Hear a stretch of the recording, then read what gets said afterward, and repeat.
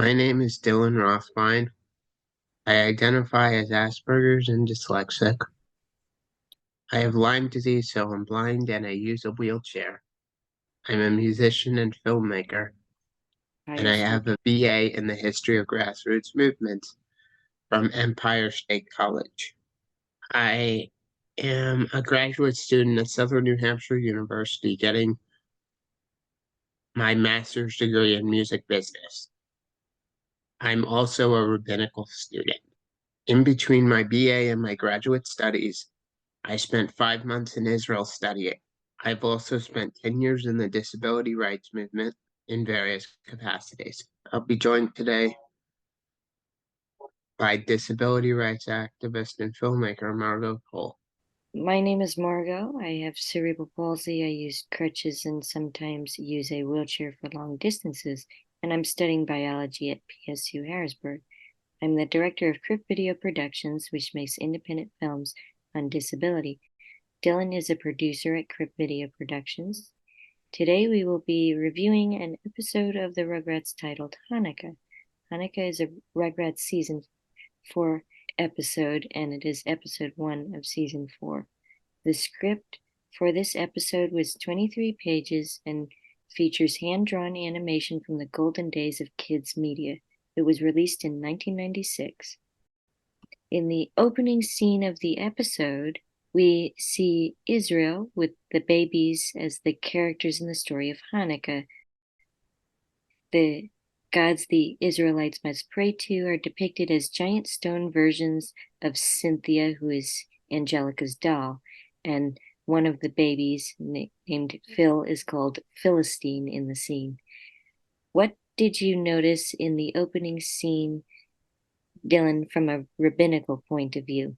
The first thing I noticed from a rabbinical point of view was that Tommy and Chucky correctly covered their heads and wore yarmulkes and prayer shawls with fringes, showing that they're accountable to God and being reminded by their fringes on the 613 mitzvot found in the Torah. When Cynthia's doll was depicted as an idol, that was important because it says in the Ten Commandments that you can't bow down to false idols.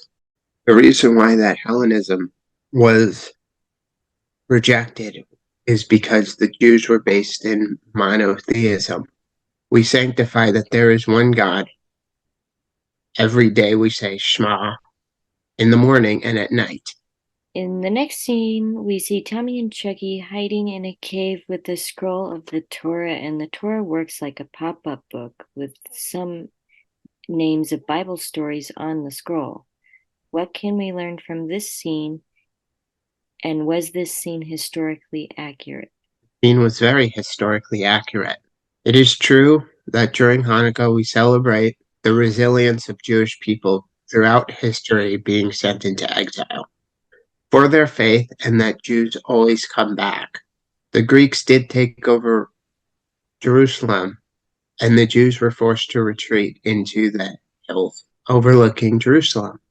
This area is commonly referred to as Judea and Samaria. It was interesting.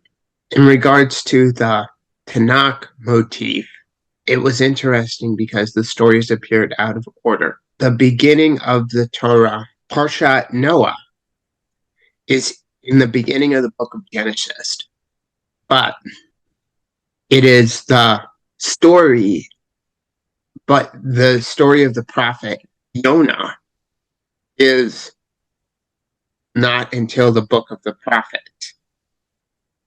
And the 13 prophets comes after the first 5 books of Moses. It is confusing that we go from the book of Jonah to the beginning of the book of Shemot, where Moses is introduced. Tommy was right when he said he was studying the Torah based upon his forefather. Torah is passed down from generation to generation. This is why we say Lador Vador, from generation to generation. What can we learn from the scenes where the Greeks take the Torah away from Tommy? We can learn from the scene that it's true that in every generation there are those who will stop at nothing to take our holy books, like the Torah. Although the Torah was being taken from us, the Jewish people continue to rise above that by being, as the Torah says, the light upon the nations. It is nothing short of heroic on Tommy the Maccabee, which is a play on words to fight on Judah Maccabee to fight the Greeks for freedom. It is important to notice that the word Maccabee translates to hammer, because Pete Seeger wrote, "If I had a hammer, I would hammer all over this land," which is what Judah Maccabee did. In the next scene, we see Tommy in the present day celebrating Hanukkah with his family. Tommy's Russian Jewish family is visiting. The episode goes on to explain latkes, the menorah, and the main conflict of the episode involving a feud between Tommy's grandfather and an old friend of his from the synagogue. This is a Hanukkah menorah. It has 9 candles. This is the shamus. And these are the candles. The shamash, or leader, is used to light the rest of them. Okay. A temple menorah only has 7 candles.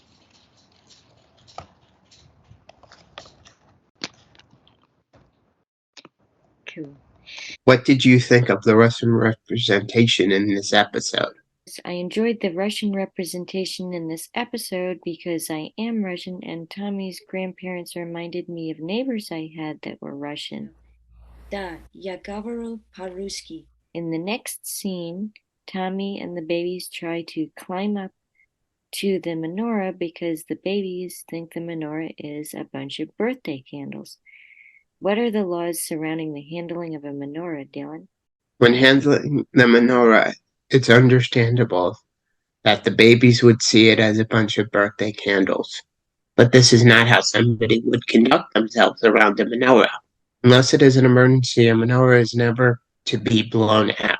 Menorahs must burn out on their own, like Shabbat candles. But Havdalah candles don't follow this rule because extinguishing the Havdalah candle is a part of the ceremony. When handling the menorah, you don't make any other blessings aside from the blessing assigned to the menorah. The 2 brahot with the traditional Shekianu at the end. However, Tommy is right, it is traditional to wear a yarmulke. During the saying of brahot for men. In the next scene, the main characters are at synagogue and Angelica is looking for a TV. On her search, she finds the sanctuary. There is also a choir on stage singing Hanukkah songs. What should people know about how to conduct themselves at synagogue? When you go to a synagogue, it's important for men and married women to cover their heads. Angelica was wrong when she thought she found an entertainment center.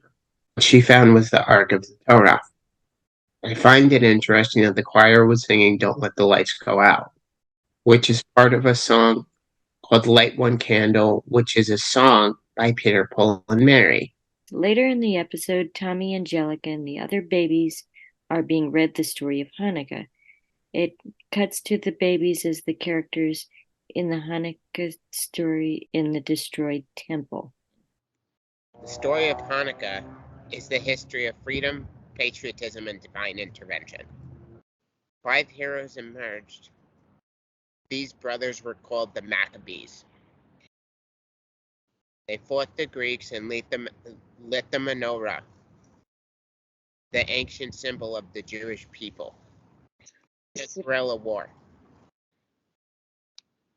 When they lit the menorah, the oil was only supposed to last for 1 night. Not only did it last for 1 night, it lasted for 8 nights when it was only supposed to last for 1 night. It boosted the morale, so Jewish people won under the leadership of Judah Maccabee.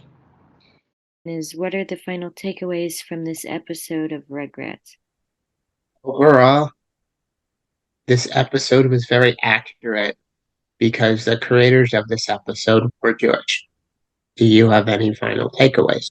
Overall, this episode is a great way to teach young children about Hanukkah who may not be familiar with the holiday, and I enjoyed the attention to details the creators put into it. Yep.